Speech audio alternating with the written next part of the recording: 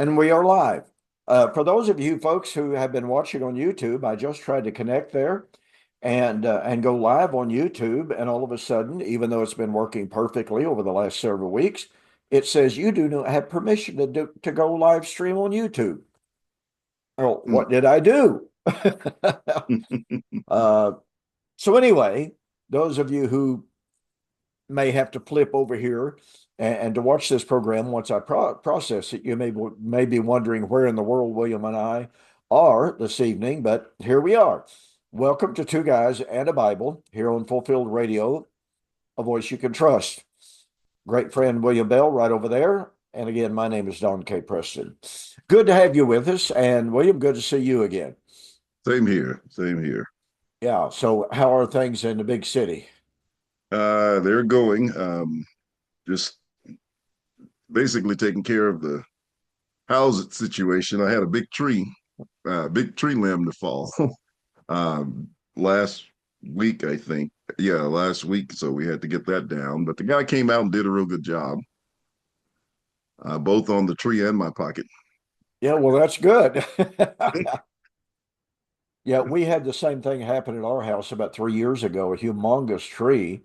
Um, One of our favorite trees in our yard, we had a tremendous storm, and the tree looked healthy. It looked vibrant, it looked nice and green. And I mean, it came falling down. Thankfully, it didn't hit a car.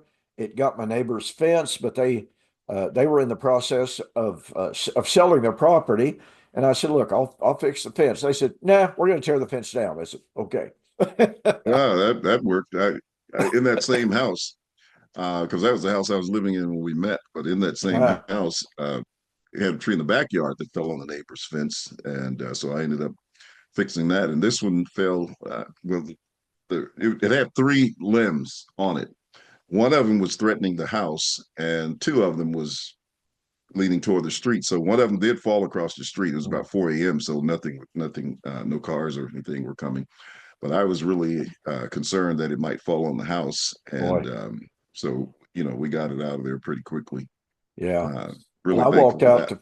I've walked out to feed the dog night before last, and lo and behold, a great big limb on a mountain cedar immediately behind my house had come crashing down. Thankfully, it didn't hit anything. That's on my agenda this Thanksgiving holiday, to get out with my chainsaw and take care of that and get it all cleared out and what have you.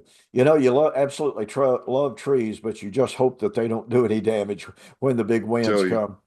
Yeah, yeah, this was a big oak, yeah. so They you they know can how they can flat do the damage. I All would you right. better believe. Well, I hope you have a big Thanksgiving planned, William. I assume all the family's coming in. Yeah, they will be hanging out at my house this year.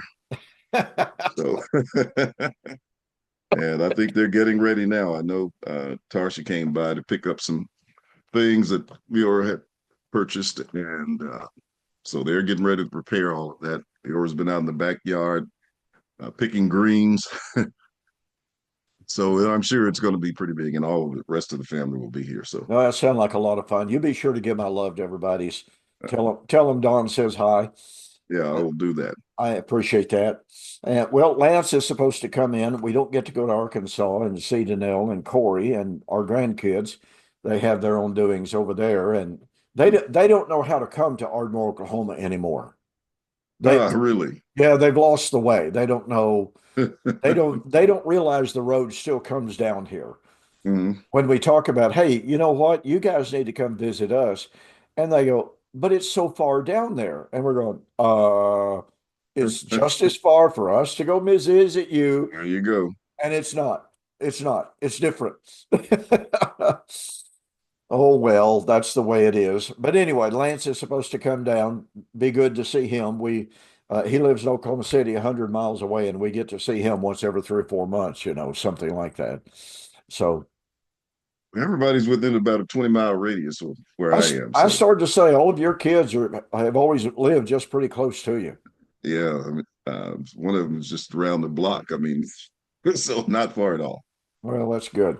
All right. Well, let's continue our study of the Messianic temple, William. And we've been focusing on the priesthood.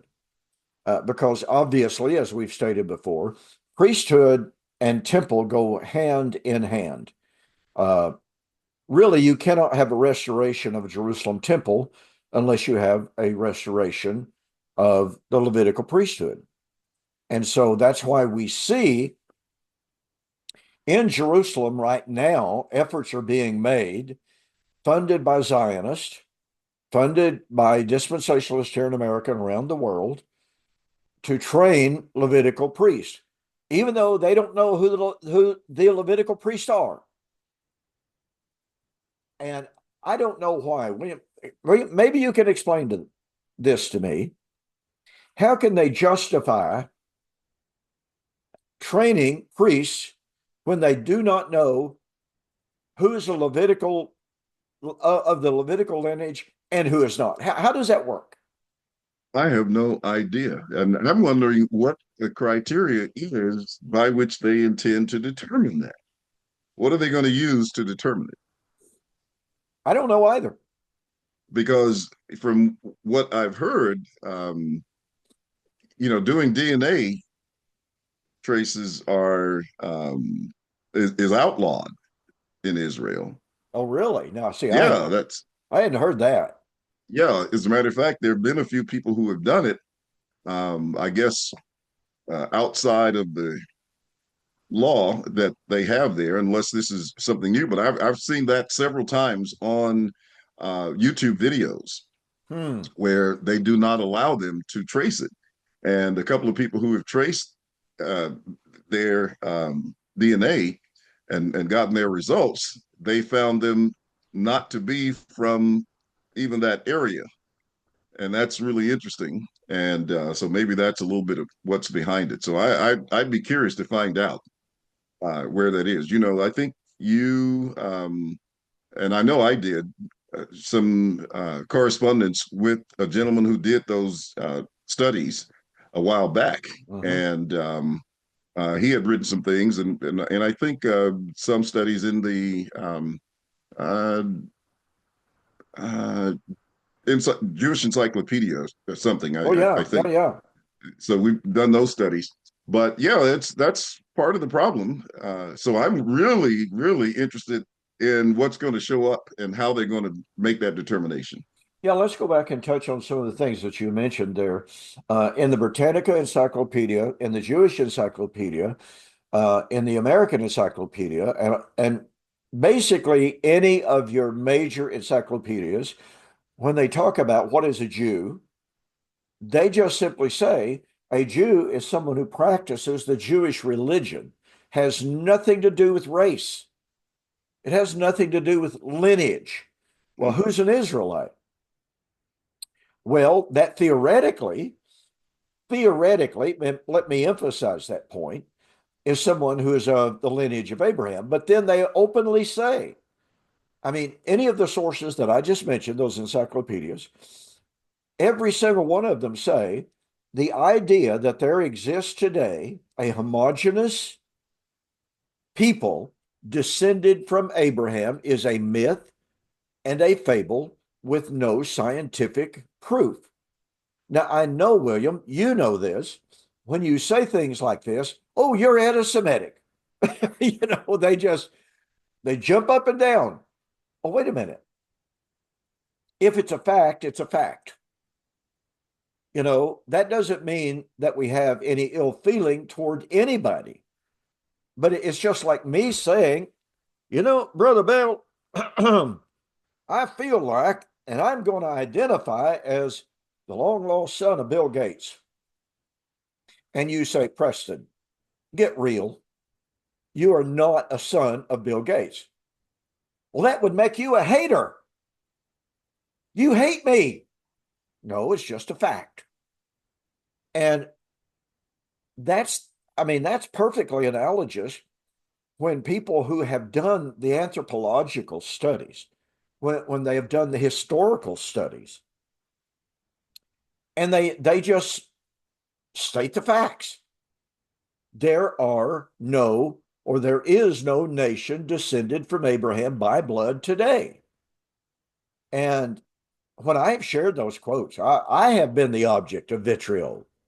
I've been the object of hatred. And one of the responses that I have made to that is, well, when Jesus said the temple at Jerusalem was going to be destroyed, not one stone left standing on top of another, he was building on the prophecies of Isaiah and Jeremiah and Zephaniah, Haggai, etc. So were those Old Testament prophets anti-Semitic when they predicted the fall of Jerusalem that was going to happen in AD 70? Was Jesus himself anti-Semitic? Did he hate the Jewish nation? I mean, people can get so, how to express this, how emotionally wrapped up into an ideology that they don't even think rationally. I mean, is that not an accurate description? Well, yeah, most certainly. I listened to a guy today. I was just passing, on Facebook, and I just said, okay, let me listen to this guy. It was something about the end time and Ezekiel, and I can't remember the preacher's name, but man, did he go in hard on people who rejected Israel as a nation and people, et cetera. And of course, he talked about all of the dispensational concepts that that people have, but he went in pretty hard, and I think he made some illustration. I really don't recall it. I wish I was trying to sit here as you were talking and remember that, but he was saying basically that you know being a anti-Zionist, I don't know what he called it, but it was something really despicable in terms of the way he was referring to it.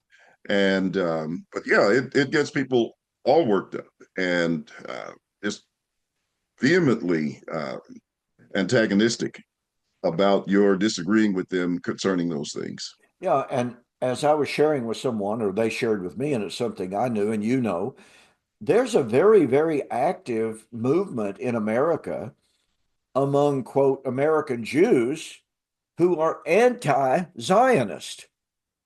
Oh yes. I mean, in Los Angeles, I think that's the headquarters of one of the movements, if I'm not mistaken. I mean, they're just vehement. They just say these Zionists are not true Jews. They are not true Israelites because they say Israel's not supposed to be there without God's blessing, and God's not going to bless what they're doing over there right now. Yeah, well, I interviewed Yes, that's David right. David Weiss some years ago, and I think there is that Nakura Kata or something like that. It's some name that they were I've associated with. I can't forgotten it. remember Yeah, exactly the name, but he gave me four things, and I never can remember all of them. But in that interview that I did with him, he said there are four reasons hmm, why they reject them, and he said one is they could not go back into the land unless they were led by the Messiah. right. Well, That's one of that's going to be a long wait. Secondly, he said, hmm, in all the nations where we are scattered, we are supposed to be at peace with them. And he based that on Jeremiah. hmm. And he also said they were not to engage in military warfare Right, in right, right. I order to remember go that. back into the land. Yeah. Right. So, in the fourth one, I don't remember. If I remember correctly, the fourth one was that they had to be Torah observant, and they Okay. are not. Okay. They're absolutely not Torah observant. So, with that, just looking at that list of four things that they mentioned, and those are the reasons why they oppose them. Um, it's the contrast between what he was saying and what you see Yeah. going on with them. It's just, you know, as different as night and day.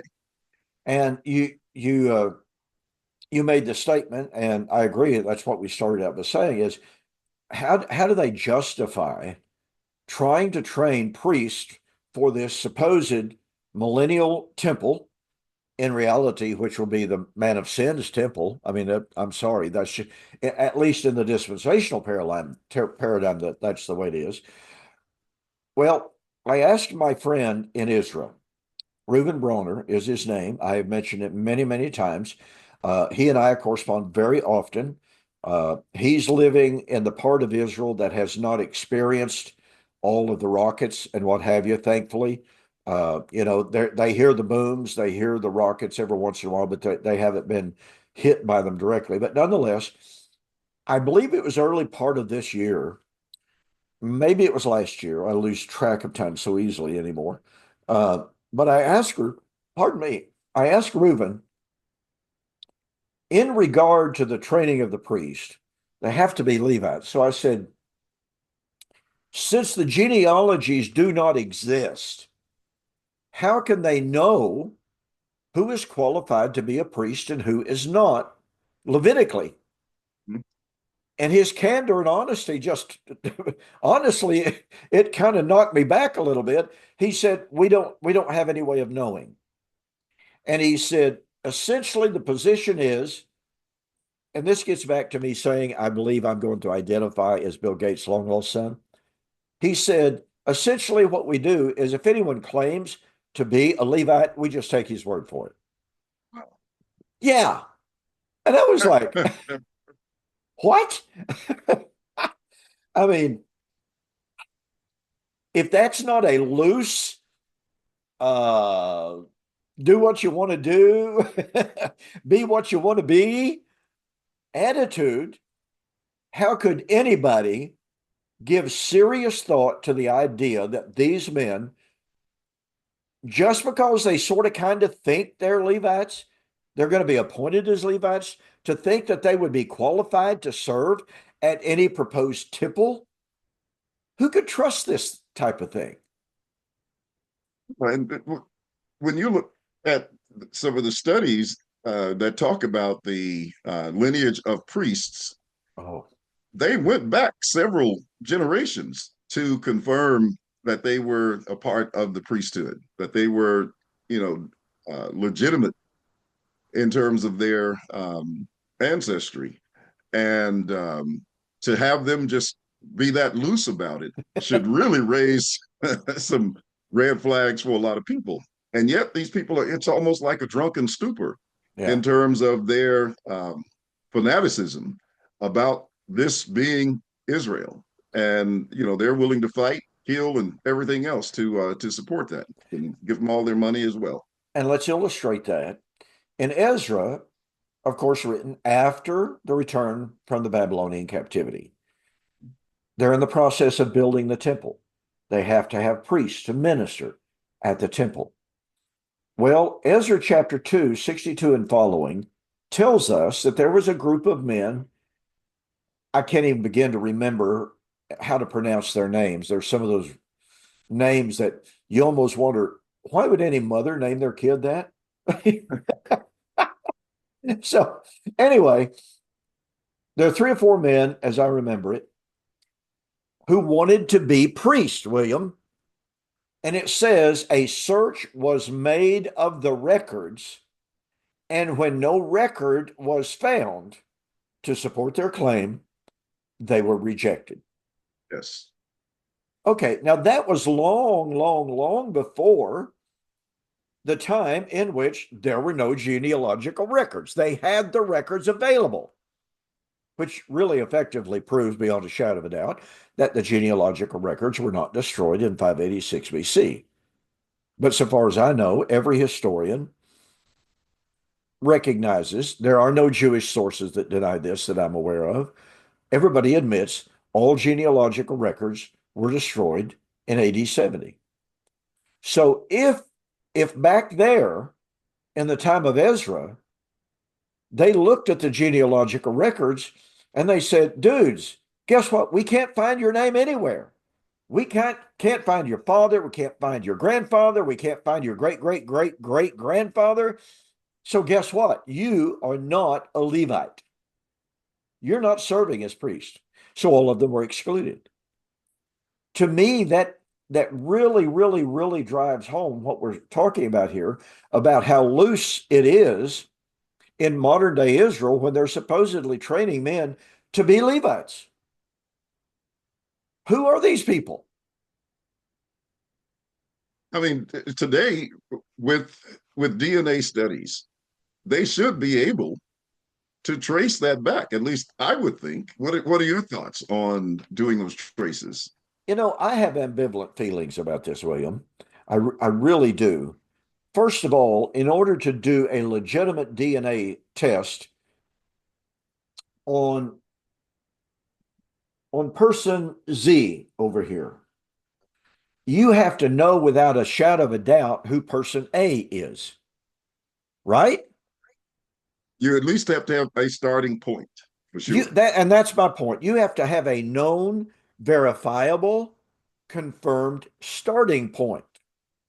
If 100 generations from now, someone jumped up for whatever reason, why they would do it, I couldn't tell, said, I'm a descendant of Don K. Preston and I want to run a DNA test. They would have to be able to have some verifiable DNA from Don K. Preston living in 2024 in order to run his DNA test and say, you know what, guess what? He is a whatever generation descendant of Don K. Preston. So my question is, where do they find the verifiable source of Abraham's seed? Okay, let me interject something here. Okay. All right, there's more than one variable that uh, can be looked at for that.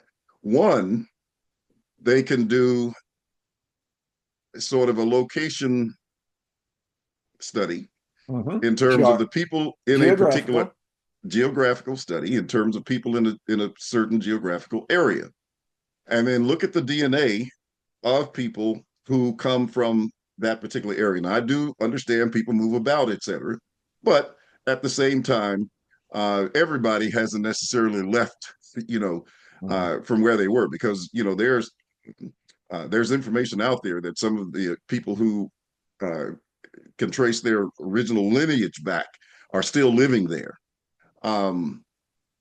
Another thing is, and this is some of the information, and you remember this scientist by the name of Eran Elhaik, I think is his name? Eliak.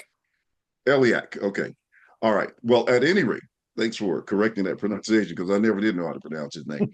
At any rate, some of the studies that he did showed that the DNA that some of these people who are claiming to be Israel has is from an area of Turkey. Mm-hmm. And it is consistent with the studies, and the evidence that they found today. So they can look and see basically from a basic area and compare that with the DNA of people in another area and say, okay, there's a link. And what they have not found was a link of those same people in that area of Palestine, but yet they can find DNA of people in Palestine in other places. Right, right. So that's another way to look at that from that perspective, by sort of combining certain elements. And then the third one would be the linguistics of it, or the language. Mm-hmm. And from studies that I've done, the languages that were spoken by the people in that area, they all were Semitic languages. And when we talk about Semites and descendants of Shem, it's more than just the biology of it. Yeah. It was also the linguistic aspect of it. In other words, all of these people spoke Semitic languages. Well, when they traced the language of those people who came from that area and where they recently came from, it's not a Semitic language at all. Yeah. So that becomes another telling issue from that perspective. Yeah, and I don't claim by any stretch of the imagination to be any kind of an expert on this. These are questions that I have that are troubling to me when people say, well, DNA proves this or DNA proves that, and I'm aware of the geographical studies. For instance, several studies have been made concerning people in Ethiopia saying, oh, well, this proves there are the 10 tribes. Well, that to me has been troublesome. They are far, far removed. Could they be of the diaspora? Well, it's possible. They have a long-standing tradition.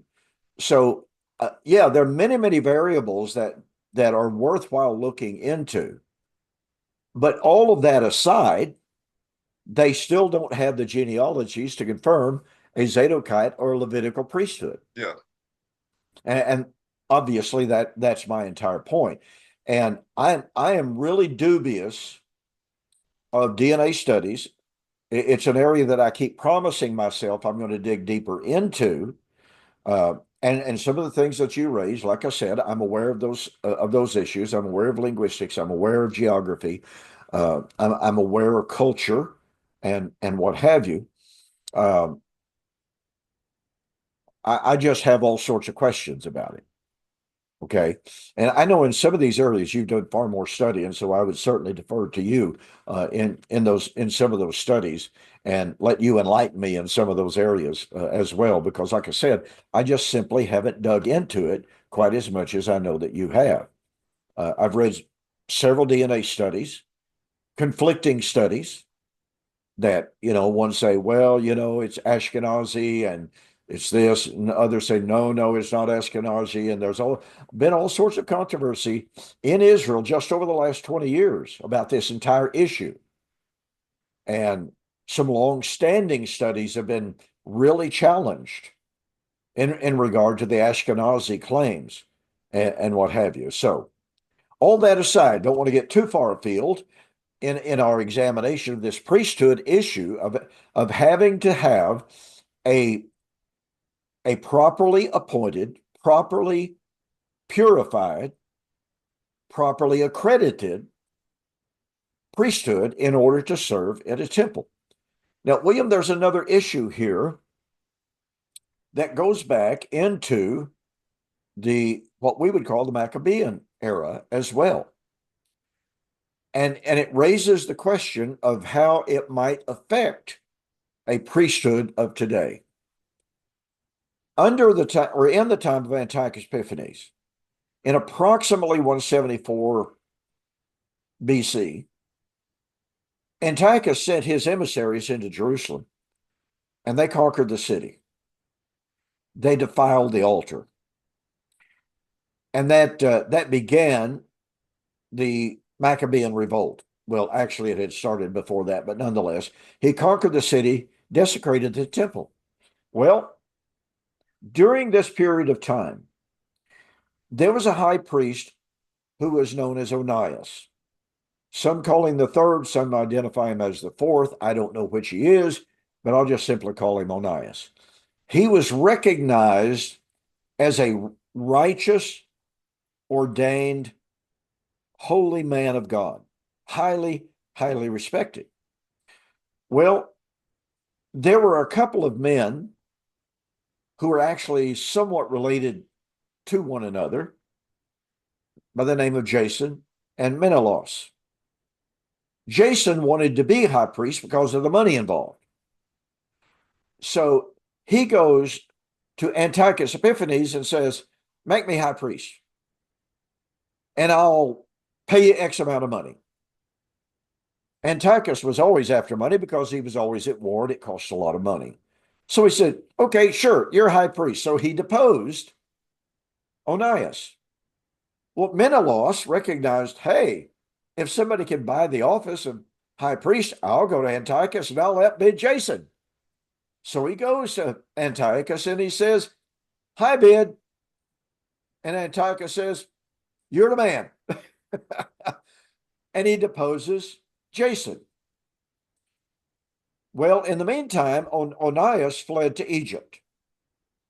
And he took refuge in a city down there. And Jason and Menelaus knew that if Onias decided to raise an army to come back and retake the priesthood, they were in a lot of trouble.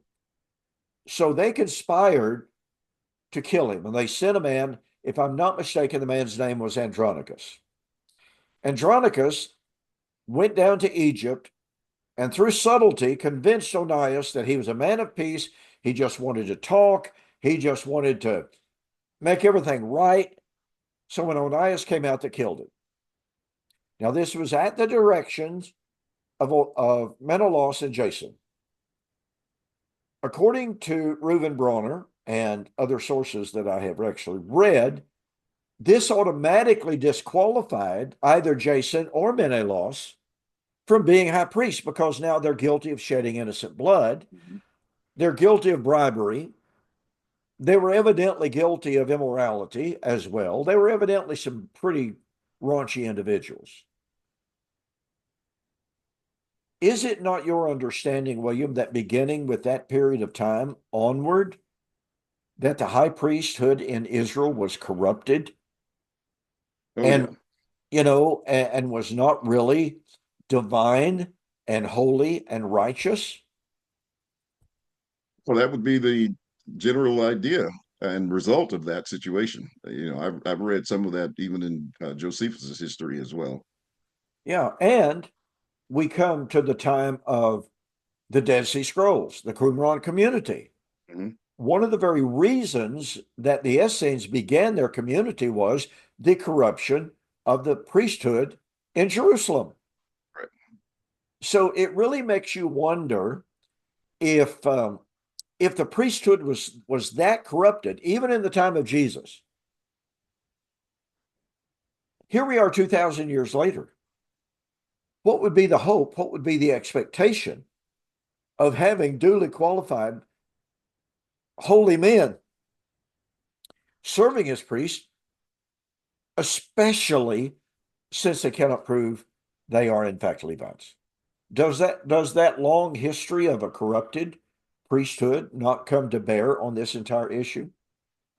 Yeah, I would think it does because, again, if you were trying to trace that line or trace through them, you're going to have something that starts out being corrupt. And so the end result is not going to be a genuine result, once you're done.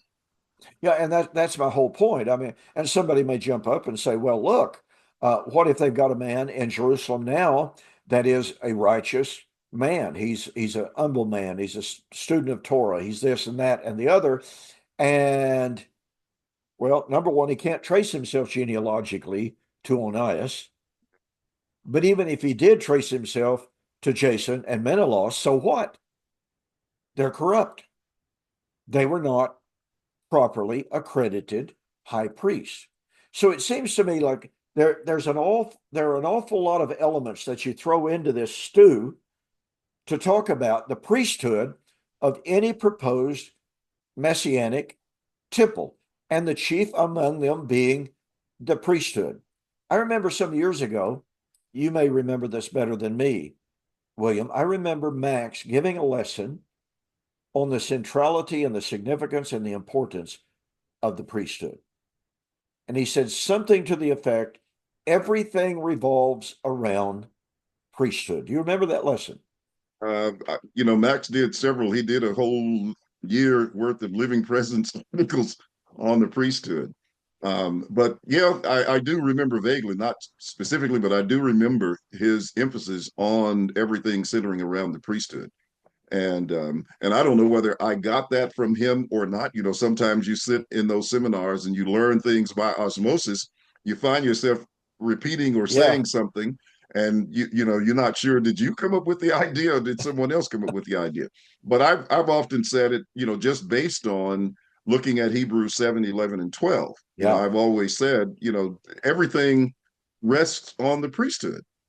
And so again, I'm not sure if that came from Max's influence or just reading the text, but I do remember him saying that. And like I said, that I remember even people talking about that series, that was one of the most significant and interesting and informative studies that they had read about during that series when we were publishing there.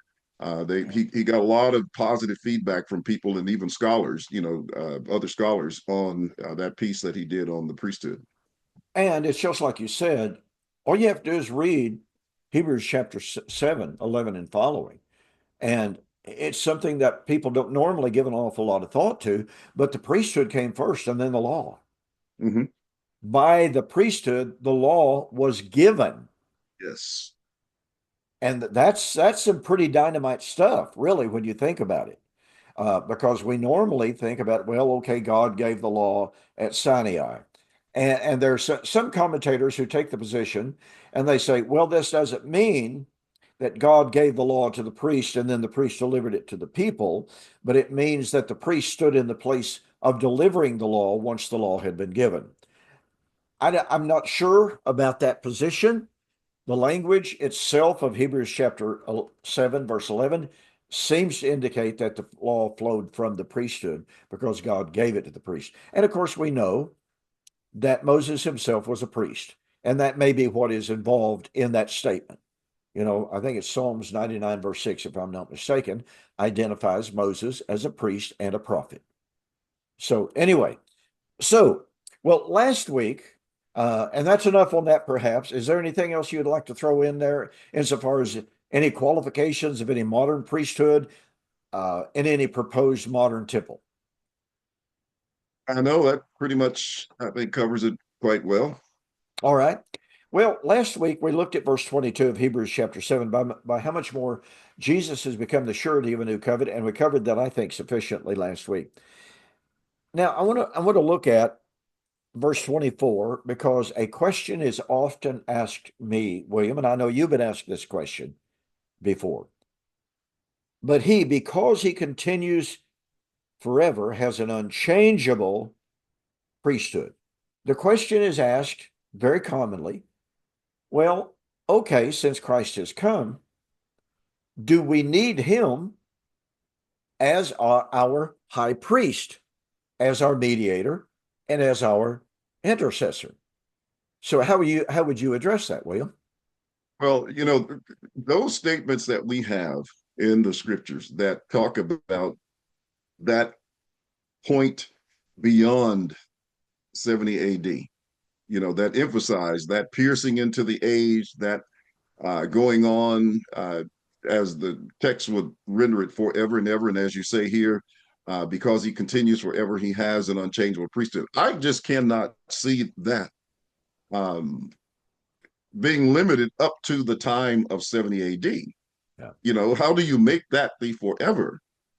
And so, in my understanding, that would continue, unchanged, um, forever, world without end from that perspective. And those are the passages that really, really, to me, are not sufficiently addressed when you talk about, what happened in 70 AD or trying to limit everything to that point because of these passages. And so I see that as exactly as it says, an unchangeable priesthood because he continues forever. And in the text, it's a contrast between those who would not. Right. They died. They had to, it had to change all the time.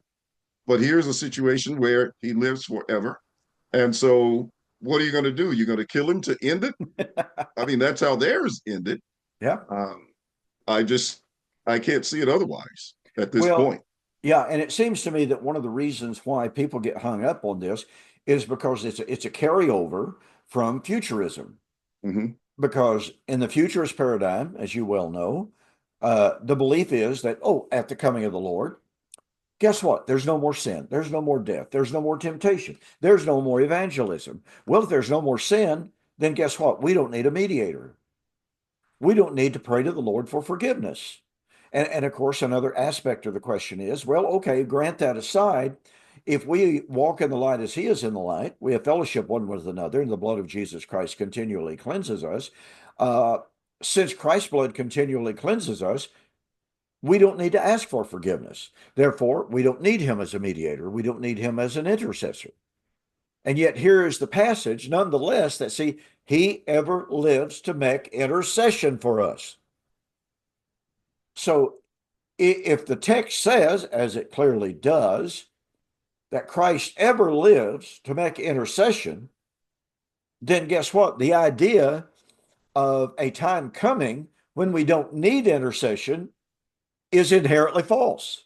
Mm-hmm. That's the way I've always approached this text.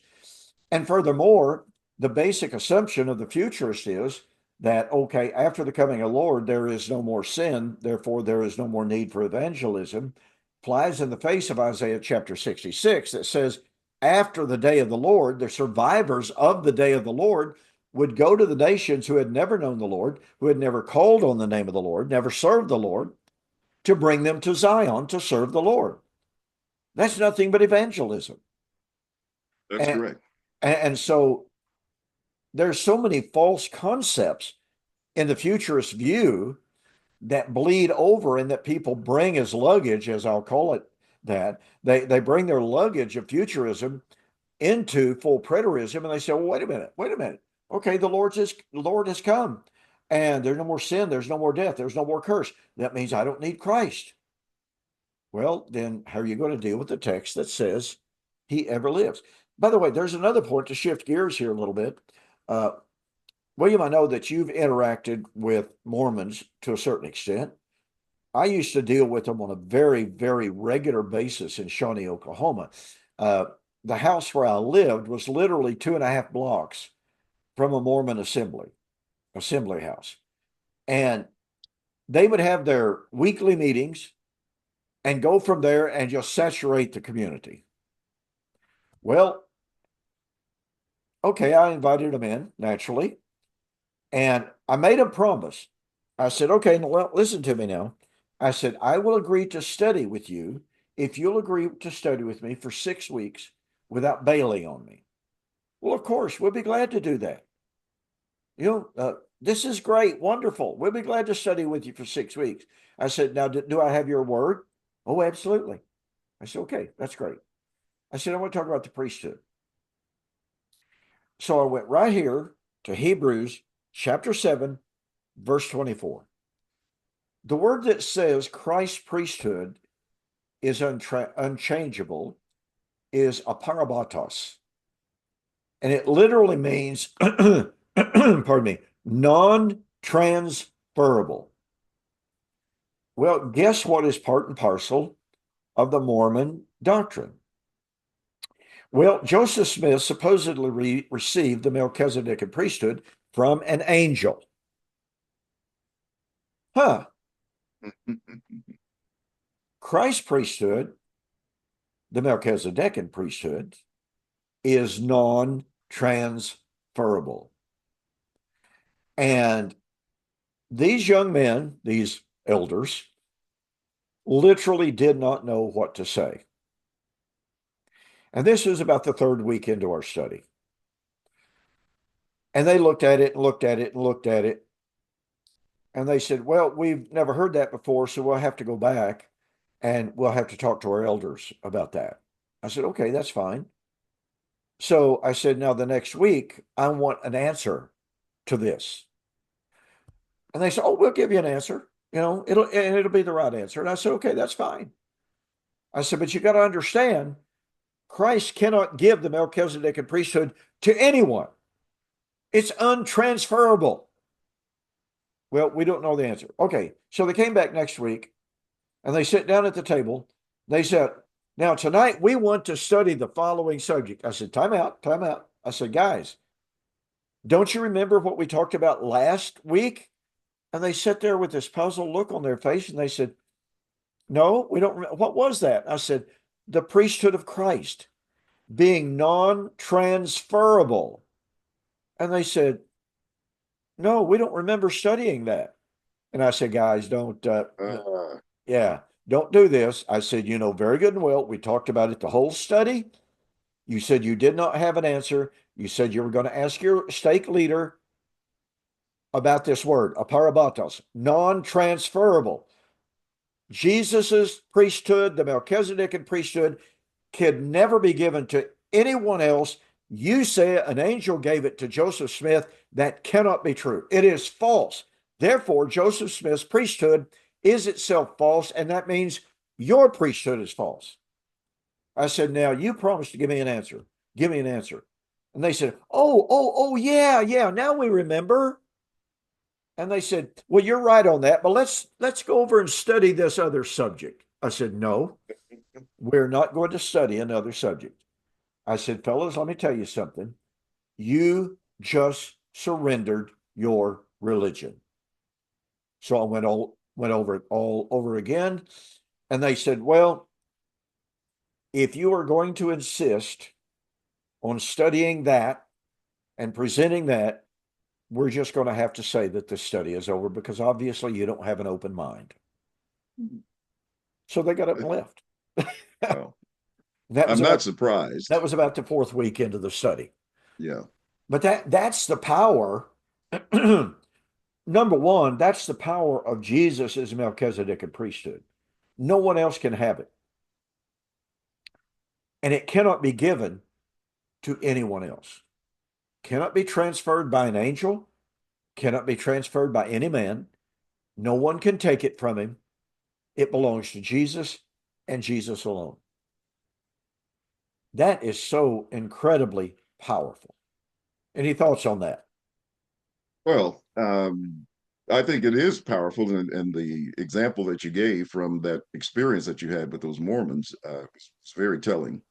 Uh, when you look at uh, the priesthood and you think about it being, non-transferable, I think it is also centered in the fact of what Christ did in order to be, uh, designated and crowned as high priest.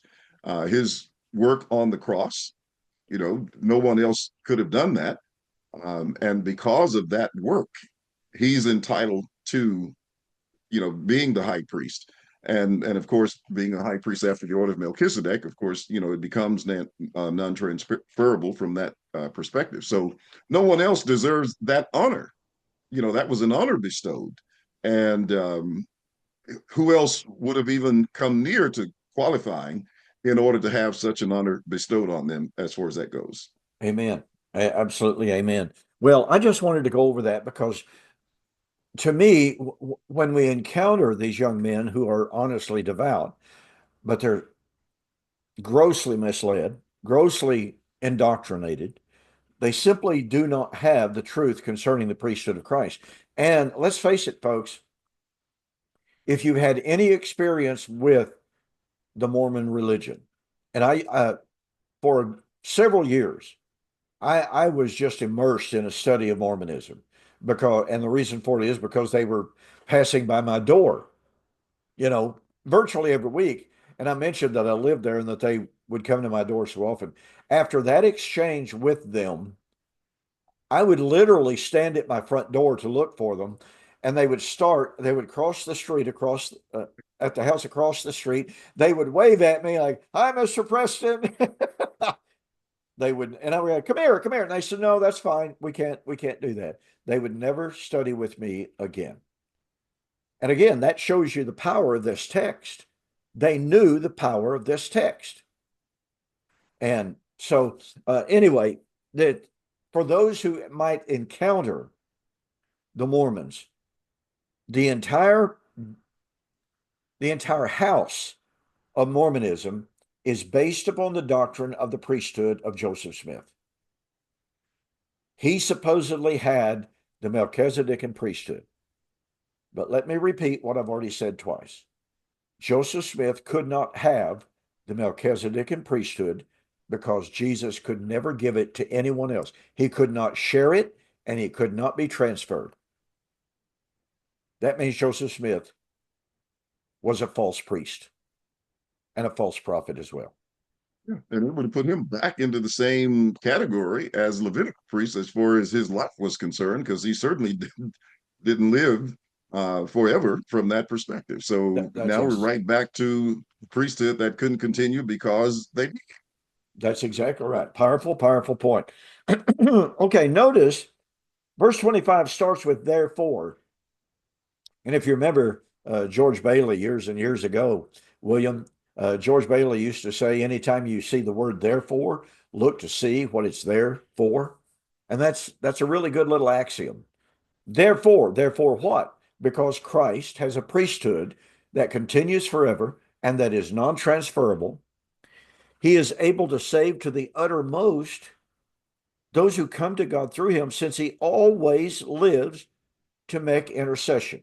Now, maybe, William, for just a moment here, we don't need to go into this in depth.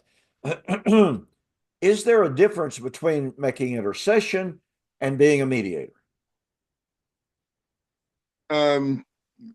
There's probably a slight difference from that. A mediator, of course, is a person who um, goes between, two parties that are at variance, and he may not necessarily be interceding on behalf of one. The mediator may be sort of the independent voice, if you please. between the two to, to listen and to try to bring about some type of reconciliation or allow them to do so in the process. Whereas an intercessor, from what I would understand as a slightly different concept, is a person who is definitely on behalf of the people who need interceding, who need the intercession, and therefore would be working directly in their favor and on their behalf to bring about this need or change or whatever desire that they may have. Well, that's exactly what I understand from the difference between a mediator and an intercessor. And this brings us right back to the subject. Well, do we still need Christ today? Well, he ever lives to make intercession for us. So if he always lives, never dies, his priesthood never ends, but it is an intercessory prayer, then that says that man will always have a need for someone to plead our case for us. And he can do that because he was tempted in all points like we are, yet without sin. So Jesus, the Christ, the Messiah, understands everything about us as human beings. He understands our foibles, he understands our weaknesses, he understands our desires, and he can plead our cause to the Father. It's just like John said, 1 John chapter 2. If any man sin, we have an intercessor. One who pleads our case. The paraclete, who is a defense lawyer, to put it, is the way that I've heard it by different Greek scholars at different times. We have a defense lawyer who's never lost a case, to put it that way, to plead our cause when we call upon him as our intercessor. And he mediates for us because he has already given the Father's case to us. He has revealed the Father to us. And now he goes between the Father and us, mediating the cause on both parties. Do you think that's a fair way of putting that? Yes, All definitely. right. Well, this final statement here, well, a couple of verses after it, but nonetheless, for such a high priest was fitting for us, who is holy, harmless, undefiled, separate from sinners, and has become higher than the heavens. We'll save the rest of it until next week, perhaps. But William, we've said this before. Don't you suppose that verse 26 would resonate with the Jewish readers or listeners who had been in and around Jerusalem, in and around the Jewish temple? They were conversant with, they were extremely knowledgeable of the corruption of the high priest. They're always had their hand out for bribes, always had their hand out for money. They were always looking for vulnerable women. They were corrupt. They were not holy. They were not harmless. I mean, that's real evident. Holy, harmless, undefiled. Now, I'm told, maybe I need to do a little bit more study on this, but is it your understanding that the word defiled here carries with it the connotation of sexual defilement of someone? In other words, they have not been touched. They're not guilty of fornication or adultery. And again, the Jerusalem priest at the time of Jesus in the first century, it, it was evidently a cesspool. I mean, it was just rampantly corrupt. So is that your understanding of undefiled? Well, I hadn't looked at the term from that perspective. I was always under the impression that it would have to do with some defilement related to the law. Excuse me.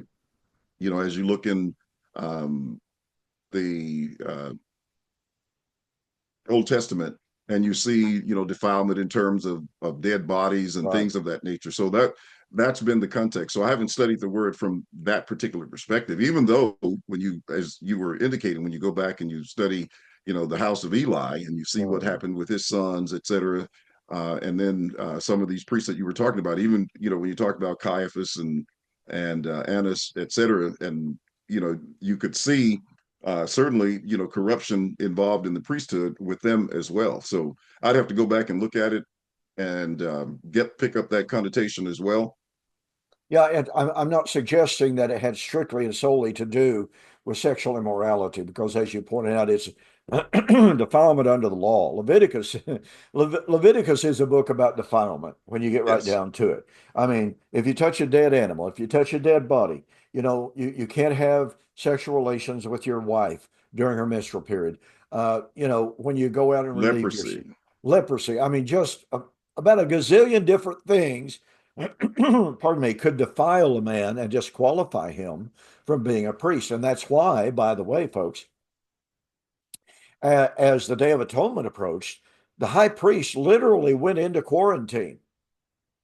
I mean, they took him into the temple, pardon me, and they kept him alone in the temple in a special room in the temple.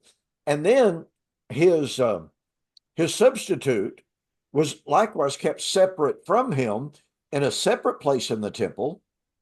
And they went through this entire ritualistic purification every single day. And if memory serves me correctly, it's either 14 days or a week. It's been a while since I studied this.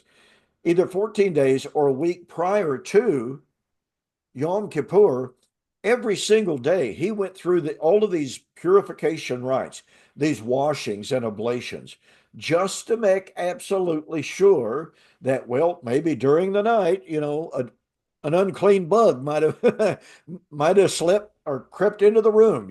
Something might have happened. And so all of these purification rites to prevent him from being defiled. And they always had these backups just in case. So the Jews had this incredible system of defiling actions, defiling objects, just on and on it went. And so when it comes down to, we have a high priest who is undefiled. That carried with it such an incredibly wonderful, and to the first century Jews familiar with the Jewish temple and the priesthood there, almost a shocking revelation and a shocking contrast between the priests that they knew and their corruption and their defilement and their abuse of Torah, and this one named Jesus that had walked among them, talked among them, challenged them. Which of you finds fault with me? And they could not say anything. Those of you among you who without guilt, let him throw the first stone. They all left. They could not find fault with Jesus. So this is an incredible text given the historical, cultural, religious context of the priesthood at Jerusalem and its corruption, and how far above them Jesus was, how attractive, how appealing, how wonderful that was to consider Jesus as this kind of a high priest. Your thoughts on that before we go on? Yeah. Oh, well, that was, very well said. And it's very clear, the statements again, which of you could fix me of sin? None of them could do it. They would all turn and go away. Um, just a beautiful life lived. And the Bible says, he went about doing good. And so there was nothing that they could bring against him that would indicate, any defilement whatsoever. Even though they made charges against him, but those charges were none that could stick in terms of the things that he did and the things that he said. So it was definitely a great contrast between who they were and the things that they did compared to that distinction. My phone is going off here. Uh-oh. Well, listen, that maybe that's the buzzer. Maybe that's our timer. Because according to my timer, we're out of time, William. Yeah. So that's Yeah, good that's what it timing. was. Yeah. Okay. Well, thanks for joining us this evening, ladies and gentlemen, on Two Guys in the Bible here. Pardon me, on Fulfilled Radio, a voice you can trust. I hope you're enjoying our study as we dive into Hebrews here and what it says about the temple, what it says about the priesthood and the temple and the services there. And as we look to the very nature of the messianic temple and Jesus as that high priest, such a beautiful picture of Christ and a beautiful picture of the true tabernacle which God pitched and not man. With that, I'm going to say good night and God bless. Thank you, William, for being with me. To be here. All righty, man. We will go get something to eat now. All righty. I hear some pots and pans downstairs, so I'm There headed that you way. go. All right. Good night.